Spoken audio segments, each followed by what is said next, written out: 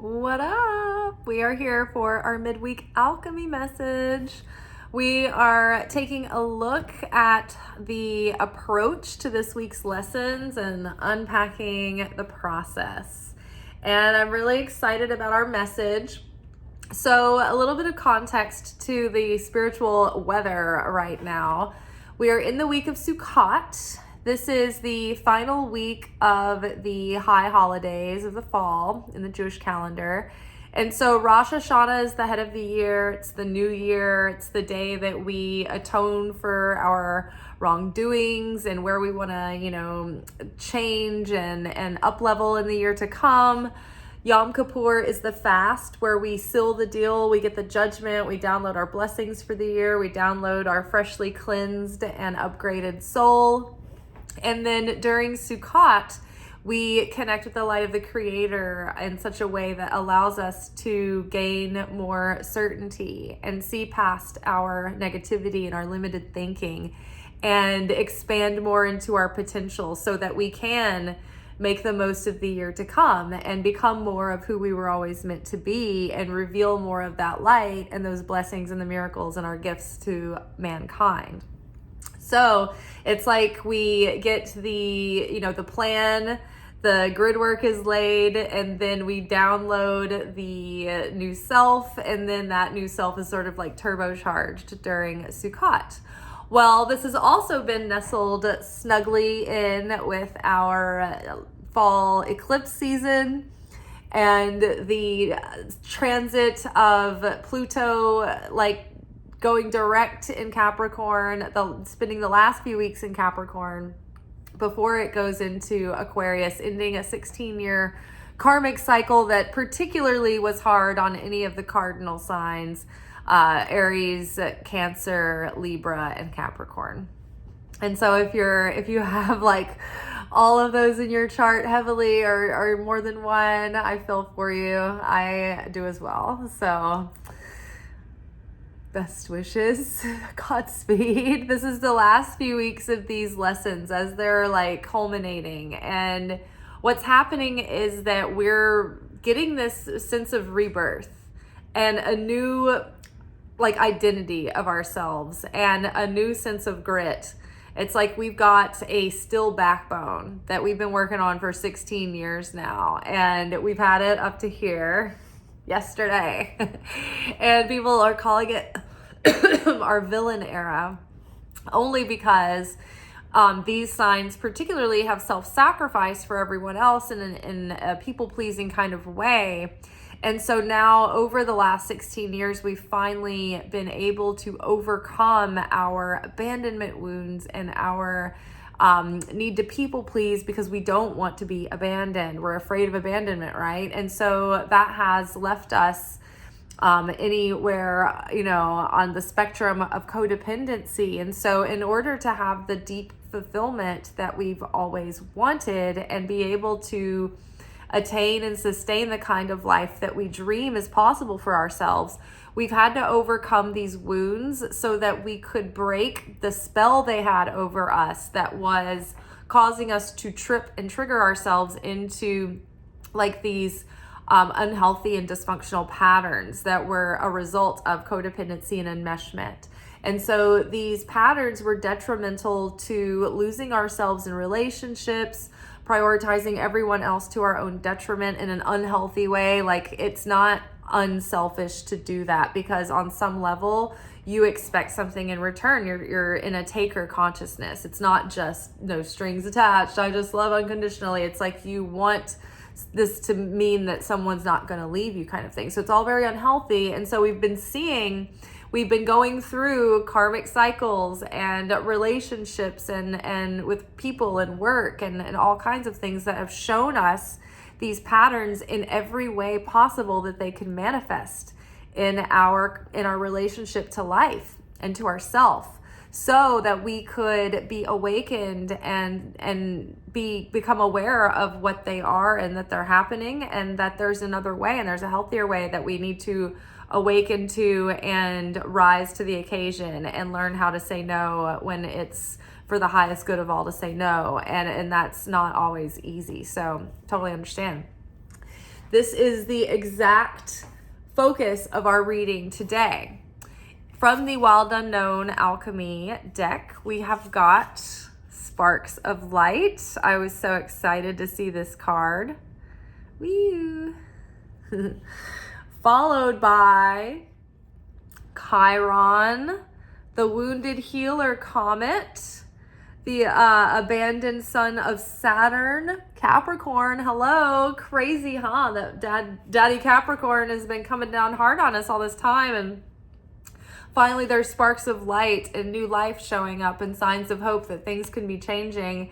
And we're starting to understand on a deep level the ways that Saturn has been trying to discipline us and father us and push us to our limits so we would break through our limits, right? So we could awaken into our potential. But first we had to be shown what was toxic, what was unstable, what was being built on shaky foundations and unreliable infrastructures and corrupt infrastructures. And that was happening on a global level and on a personal level. And so then we have iron to follow. This is Mars. This is Aries. This is the iron that is strong and stable and steadfast. This is the strength and the grit that has been built through our perseverance, through the challenge, through the fire, through the heat. And so when infrastructures are built, when bridges are built, when buildings are built, they use iron because it's so strong. So iron is like we are now, it's like the sparks of light are here. We had that initial spark of light that sparked all of that evolution over that 16 years. And now it's like there's this repetition where, okay, I can see sparks of light again. But this is like little pops and bubbles, almost like the fermentation, the bubbles or the carbonation at the end of a fermentation process, right? It's like the bottle is almost prepared. The bottle has almost come to maturity. We can't take the lid off yet, but it's almost there. And the bubbles, the sparks are the indication and the positive signs that something beautiful has been made here.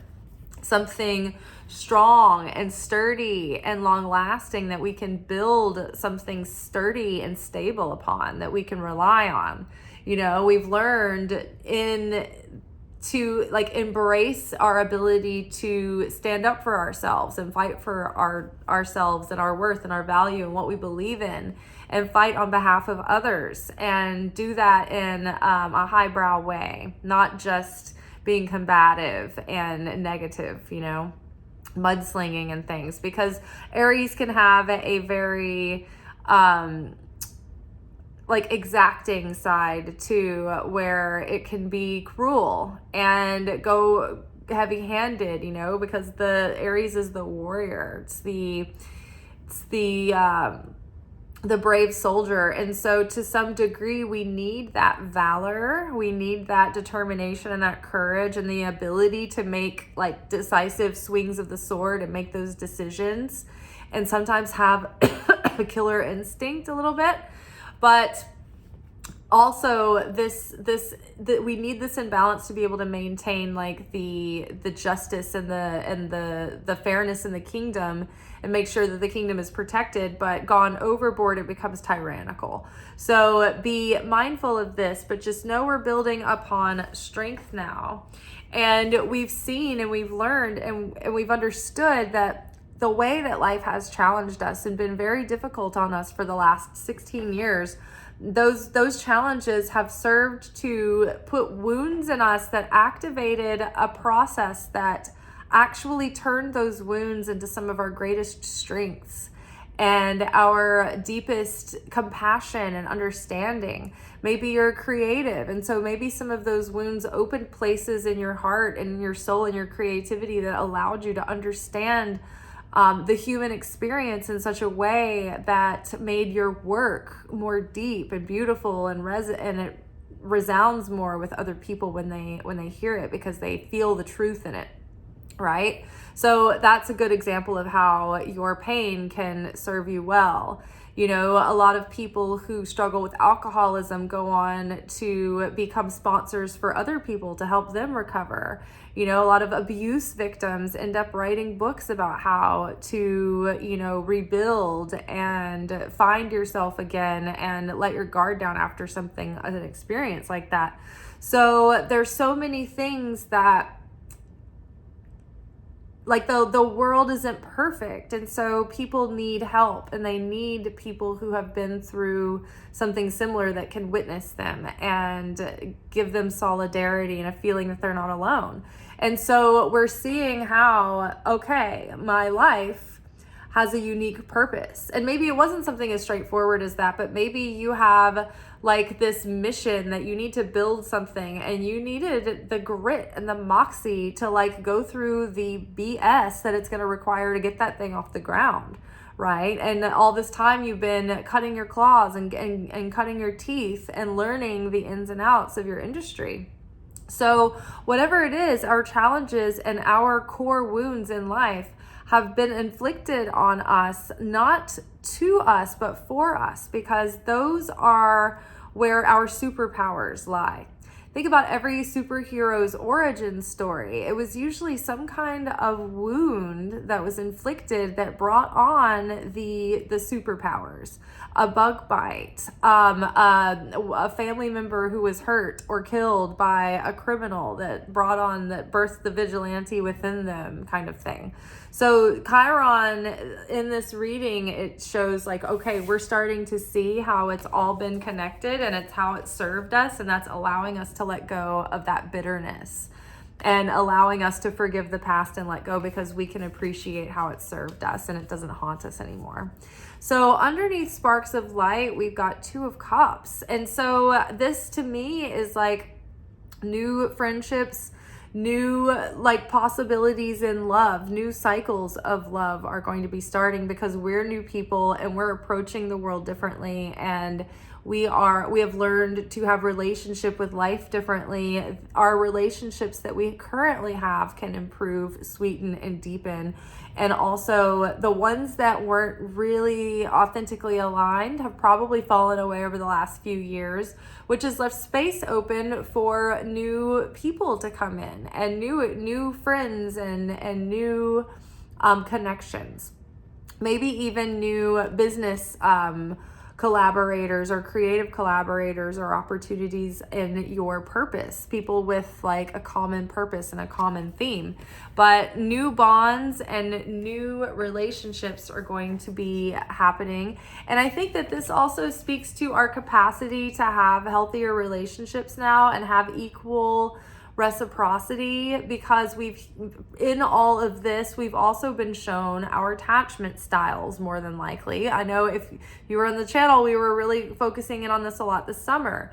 And so even having more awareness around your attachment style and being able to heal that and find more balance has allowed us to carry on and give us the opportunity to be able to begin healthier relationships and start off on a better footing, rather than say like in the past, had we been avoidant or anxious and had a lot of like turbulence and chaos early on, and you know, maybe like behaved in ways that we wish we wouldn't have, or succumbed to our anxiety and whatnot, we have a chance to do it over and like do it right this time, or do it the way that we perceive is better or right, or the way we wish we would have. And so having healed that and realizing how our wounds have served us is now allowing for this Ten of Cups energy to come through. It's like this fulfillment that has eluded us for so long. It's like finally here. We can finally start feeling these little morsels of hope that like domestic bliss and like a peace and a fulfillment and like getting settled in to like build something from a next level is coming. It's on the horizon. So this is in the stars, and this is like on the horizon now. But it's like we've done the work to be able to like manifest a life now that we can appreciate and then like make an effort to maintain. Whereas, think about all the people that are going through breakups and divorces and separations and things recently. It's like they got this years ago, but this before anybody was doing the work, right? And so now they've arrived at, I couldn't maintain or sustain that fulfillment because I was putting my consciousness and belief in the fact that I thought that that person was my fulfillment. And that is what has led to feelings of suffocation and empty tanks and dysfunctional relationships, an epidemic of them. And so, the spiritual work that we've been doing has been to learn to connect with our Creator and the light and find that fulfillment and be able to fill up our own tank. That way, we're not willing to settle for less than what we deserve because we're afraid of being alone or lonely, or we're afraid of being sad. It's like we've learned through this work and all this time to be able to cope with life. And sometimes we get sad and sometimes we're not sad, and that's great. And we know how to fill our tank, and we know how to navigate life without feeling victimized if we're alone. And so that gives us a lot more strength and ability to trust ourselves, because we're not going to settle for someone who's not going to treat us well or who's not quite right. And so we've held the space to be able to have fulfilling options come in. And then when those do come in, it's like, okay, now we've done the work to be able to have healthy interactions and healthy relationships that can go somewhere with, a high value options, because we're we're aware of what we value and what we need and want from our jobs, careers, partners, friends, social ins and outs, So we know who we are now, we know what we need, and we're willing to do the work to make the effort to respect and sustain that and appreciate that when that does come. So now we have the strength to have that kind of a life. And now we've become like this Queen of Swords. The Queen of Swords is very astute. She's out of all the queens, she's the single queen. She's usually unmarried and she doesn't have children. And she's gone through a lot. Like, specifically the way that the Queen of Swords has been described is that life has dealt her many challenges. But through these challenges, she's developed grit and wit and humor and wisdom, and she's a straight shooter. And she doesn't just trust anyone. She can seem a little icy and a little distant and detached on the surface. But like once this queen gets to know you and she knows that you're of value or trustworthy or you're one of the good ones, you're under her wing, and like you have a very strong ally in that queen. But this queen has savvy. She's wise, she's funny, and she knows how to communicate. She's a compelling communicator and a compelling leader, but she's one that tells it like it is. And this queen is the one that does not suffer fools. Like, she does not suffer a fool. If somebody is coming up with a bunch of BS, she's not going to sit there and be the nice person who just well, I felt bad. I didn't want to stop them. I didn't want to cut them off. This queen is spare me. Save your breath. None for me, thank you. You may withdraw. So it's we are having, this is that villain moment where we are awakening, especially the cardinal signs after this long transit of Pluto going through Capricorn, which has taught us to have self-respect and know who we are and take up for ourselves and own the space that we take up without being arrogant or entitled or having hubris. It's we have humility and gratitude, but we're also we have our own mind. Okay. I think, I forgot. And then all of this is all capped off with the Wheel of Fortune. So because we have integrated this wisdom and we started to make these decisions based on discernment and, the wisdom that we've gained over these 16 years, Like finally the wheels of change are ticking and tipping us into a new direction. Like the wheels of fate are literally turning, and the wheel of fortune has come to be like, okay, this new cycle is going to be very different. It's going to be a breath of fresh air. The winds of change are blowing in, and for once they're not blowing everything out of your life. They're blowing things in. Think about if you've seen the movie Chocolat. It might be a fun movie to watch this time of year. I guess it's more of an Easter movie, but I don't know. It's kind of a magical, whimsical movie. It makes me feel folly. But in the movie Chocolat, this woman is sort of a traveling magical muse of a woman, and she's a chocolatier.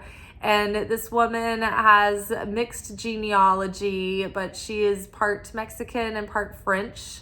And she wears red high heels, and it's set in the 50s, and she makes chocolate, and her chocolate is like magical, and people come to her for like, I don't know, their little problems. She's like the village gypsy witch kind of, but unofficially, because she's just a chocolatier. But her chocolate is magical. But there's all these moments in the movie where like these winds come, and the wind, like this woman has a relationship with the wind, and she can feel the winds of change like blowing her to a new town and giving her a new assignment. But at the end of the movie, it's like the wind wasn't taking her to a whole new town to start over again somewhere else. It's like she wasn't running anymore. It was like the wind was bringing in like positive change, and it was bringing gifts rather than like stripping things away. So that's the mood that I'm feeling right now. All right, you guys, I am going to go to bed early tonight and wake up early and film our Aries full moon lunar eclipse. I always get the eclipses confused. For tomorrow. So we will be back then. All right, ciao.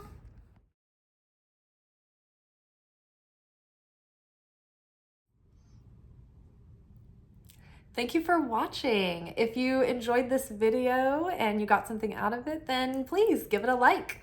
Subscribe to the channel. Turn on notifications to be notified of when I drop content.